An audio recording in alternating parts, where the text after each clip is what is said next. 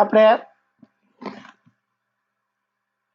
આ જે અરીસો આ ચળકતી સપાટી હોય, આ ચળકતી આ સપાટી હોય એના ઉપર કિરણ પડે તો એ પાછું ફેંકાય, બરોબર ને? એટલે તમે અરીસામાં જો બેટરી મારો તો પાછી એની લાઈટ બીજે પાછળ પડે ને. તો આ ચળકતી સપાટી હોય તો આ જે પરાવર્તન થાય આને શું કહેવાય? પરાવર્તન. અને આને તો નિયમિત પરાવર્તન કહેવાય. કેવું? નિયમિત પરાવર્તન ક્યારે થાય? કે આ ચળકતી સપાટી આ સમતલ હોય તો, પણ એને બદલે જો આવડી આડા ખાડા ખબડાવાળી હોય અને આમાં જો આ બધા કિરણ પડે તો શું થાય? તો આ બધા આડાવડા આ ગમે તેમ જાય. તો આને પરાવર્તન કહેવાય, પણ આ કેવું પરાવર્તન કહેવાય? અનિયમિત, બરોબર ને? એટલે આ પેલા તો બે પ્રકાર આપણે થઈ ગયા. એટલે હવે આ સમજાઈ ગયું, આ નિયમિત પરાવર્તન અને અનિયમિત પરાવર્તન, બરોબર ને? એટલે નિયમિત પરાવર્તન ક્યારે થાય?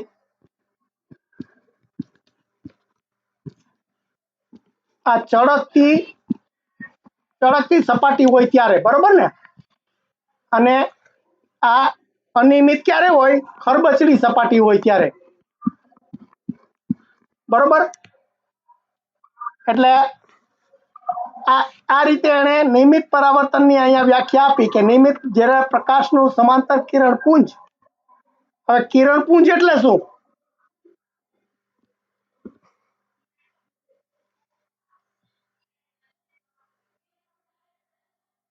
હે?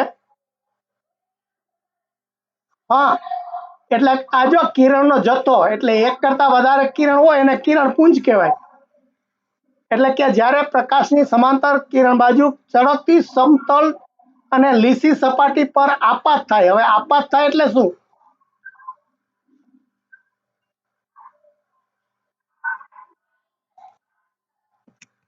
ના, પાછું જાય એને પરાવર્તિત કહેવાય. એટલે આપાત એટલે એના ઉપર પડે. આ જે કિરણ પડે ને એને આપાત કિરણ કહેવાય. શું કહેવાય? આપાત. અને પાછું ફરે એ કિરણ આ સપાટી ઉપરથી પાછું ફરે એને કેવું કહેવાય? પરાવર્તિત. એટલે પરાવર્તન થાય એટલે પરાવર્તિત કિરણ. એટલે જો આ એના બે ભાગ કરી નાખ્યા. એટલે આ કિરણ આવ્યું જે આવતું હોય એને આપાત કિરણ કહેવાય, અને આ જે પાછું ફેંકાય એને પરાવર્તિત. તો આ પરાવર્તિત કિરણ છે એનો જો હવે ગુણધર્મ આવશે કે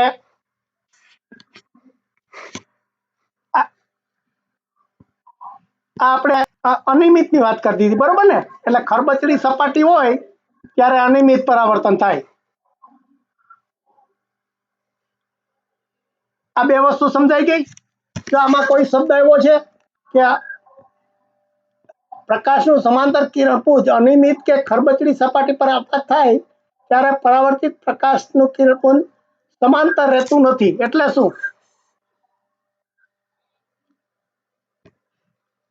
એટલે આ જે કિરણ પડતા હોય એ આમ આ સમાંતર ના હોય. અહીંથી જે આ બે કિરણ આવ્યા હોય સમાંતર એટલે બે એક સરખા, પણ આ એક કિરણ આમ જાય, આ બીજું કિરણ આમ જાય, તો આને એ સમાંતર નથી એટલે ખરબચડું.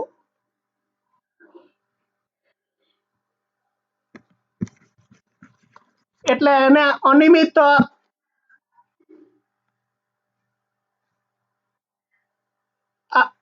આ પરાવર્તિત કિરણ અહીંયા અનિયમિત થઈ જાય છે. ઓકે, હવે આ ગુણધર્મ ખાસ અગત્યનો છે. અત્યારે તમારે જે બધા જ પાઠમાં બધું શીખવાનું આવશે એ આના ઉપર કે હવે આપણે બે પ્રકારના કિરણ થયા. આ કિરણના બે ભાગ કર્યા, બરોબર ને? આ સપાટી છે આના ઉપર પડ્યું તો આ કિરણનું નામ શું? આપાત કિરણ. અને આ જે પાછું જાય એનું પરાવર્તિત, તો એ પરાવર્તિત કઈ બાજુ જાય, તો એનો આ એને ગુણધર્મ છે કે તમે આ જે સપાટી છે, આ સપાટી ઉપર કાટખૂણો દોરો. આ જો આ નીચે પાણી કે અરીસો રાખ્યો હોય એના ઉપર જો તમે અહીંયા આ લંબ દોરો એટલે કે 90 ડિગ્રી દોરો, અને જો એક કિરણ અહીંયા પડતું હોય તો એનો જે આ ખૂણો બને એને કેવો ખૂણો કહેવાય? આપાત કોણ. શું કહેવાય? કારણ કે આ આપાત કિરણે બનાવ્યો, એટલે આપાત કિરણ આ લંબ ઉપર જે ખૂણો બનાવે આને θ1 એવું નામ આપ્યું, તો એને આપાત કોણ કહેવાય. શું કહેવાય? એટલે આ આપાત કોણ, અને પછી જે આ જો એમાંથી પાછું ફરે, આ કિરણ આવે છે, આ સપાટી પેલી છે સપાટ એટલે ચળકતી છે, તો આ પાછું એમાંથી જાય, આ પરાવર્તિત કિરણ જાય એ કઈ દિશામાં જાય? તો કે આ જેટલો ખૂણો એ આવ્યું હોય એટલા ખૂણે જ પાછું જાય, એટલે આ ખૂણો જે પરાવર્તિત કોણ કહેવાય. શું કહેવાય એને?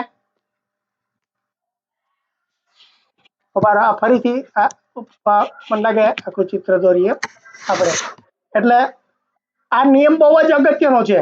એટલે કે આ સમતળ સપાટી, આ સમતળ આ ચળકતી સપાટી, બરોબર, એના ઉપર આ એક કિરણ પડે તો એનો આપાત કોણ શોધવો હોય તો કેવી રીતે શોધાય? તો કે અહીંથી તમે જ્યાં પડે ત્યાં એક કાટખૂણે સીધી લીટી દોરો, અને આ જે ખૂણો થાય એને આ θ1 કયો, તો આ કિરણનું નામ છે આપાત કિરણ. તો આ ખૂણો છે θ1, એને શું કહેવાય? આપાત કોણ થાય. અને પછી જ્યાંથી જો આ પાછું ફરે એ પણ એટલો જ ખૂણો બનાવે. આ પરાવર્તિત કિરણ છે, આ પરાવર્તિત કિરણ એ આની સાથે લંબ સાથે જે ખૂણો બનાવે એ θ2 કયો, તો એને શું કહેવાય? પરાવર્તન કોણ. એટલે આ θ1 બરાબર θ2 થાય, એનો અર્થ શું થયો? કે જેટલું આ ત્રાસું જેટલું તમારે અહીંયા આ તમે લાઈટ પાડો એટલા ખૂણે જ પાછી વળે. સમજાણું? આ બે ખૂણો સરખો થાય એના ગુણધર્મો છે. હવે ધારો કે તમે આ અરીસામાં આમ સીધી લાઈટ પાડો તો ક્યાં પડે એનું ચાંદડ્યું? આ તમે જો આ અરીસો હોય એમાં આ બેટરીથી સીધો તો એનો ક્યાં પડે ચાંદડ્યું?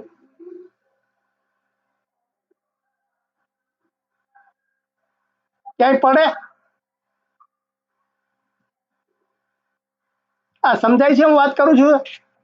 કે જો આપણે આ બે ખૂણા સરખા થાય એમ કીધું, કે જે કિરણ આવે એ કિરણ જેટલું પાછું વળે તો આનો જે ખૂણો થાય, આ ખૂણો 1, આ ખૂણો 1 અને ખૂણો 2, તો આ બે સરખા થવા જોઈએ, બરોબર?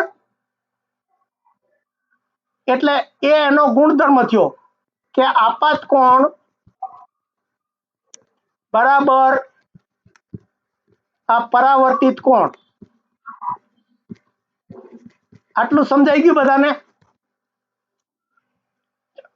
જો આના ઉપરથી બધા જ હવે ગુણધર્મો આવશે તમારે, એટલે આ જે પછી અરીસાનું કે ચશ્માનું કે બધાનું જે શીખવાનું આવશે એમાં આનો કેવી રીતે ઉપયોગ કરવો, એટલે આ ગુણધર્મ.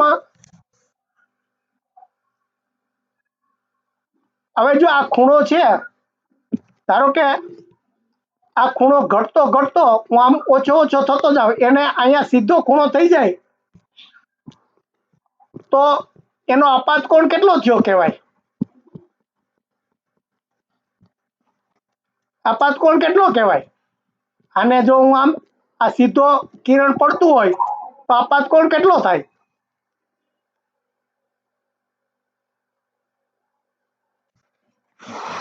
સમજાય છે કોઈને?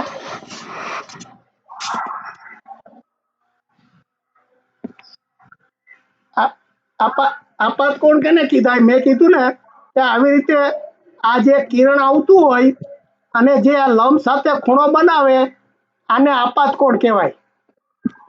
તો હવે આ મેં કિરણ સીધું આવતું હોય તો એનો આપાત કોણ કેટલો થાય?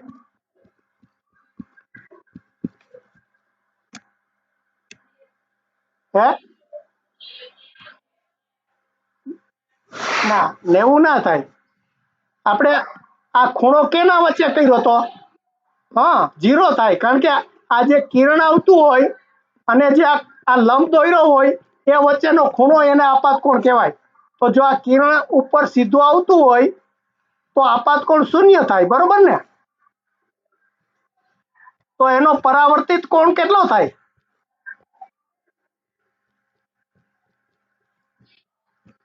0 થાય. એટલે એનું પાછું એને દિશામાં જાય, એટલે તમારે બીજે ક્યાંય ચાંદડ્યું ના પડે. એટલે તમે જો અરીસામાં આવી રીતે તમે સીધો બેટરી મારો તો એ બેટરીનું ચાંદડ્યું બીજે ક્યાંય પડે નહીં, કારણ કે એનું પરાવર્તન કિરણ એને દિશામાં પાછું જાય, કારણ કે ખૂણો 0 થાય.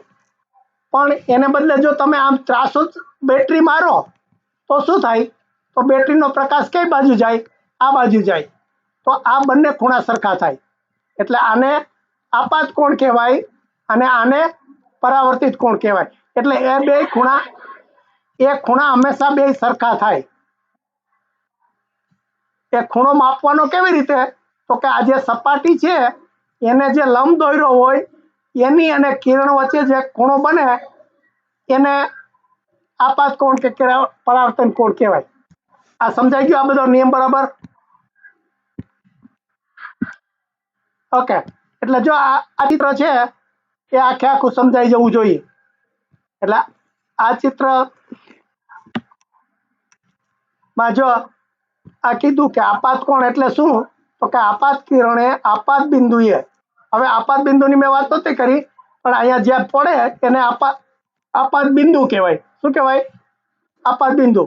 એટલે કે આ જે આપાત કિરણ છે કે આપાત કિરણે આપાત બિંદુએ સપાટીને દોરેલા લંબ, એટલે સપાટીને દોરેલો લંબ આ છે, સાથે બનાવેલો ખૂણો, એટલે એની સાથે જે આ ખૂણો બનાવ્યો એને આપાત કોણ કહેવાય. સમજાઈ ગયું? પછી આ પરાવર્તન કોણ, આ પરાવર્તન કોણ એટલે શું? તો કે પરાવર્તિત કિરણ એટલે આ જે પાછું ફરે એ પરાવર્તિત કિરણ કહેવાય. આપાત બિંદુએ એટલે આ જ્યાં કિરણ પડ્યું હોય એ આપાત બિંદુ. સપાટીને દોરેલા લંબ, એટલે સપાટીને દોરેલો લંબ આ છે, બનાવેલા કોણને પરાવર્તન કોણ કહેવાય. એટલે આ જે ખૂણો બન્યો આને પરાવર્તન કોણ થયો.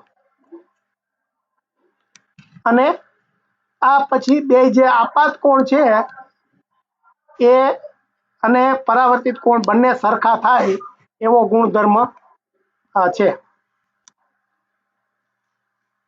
આ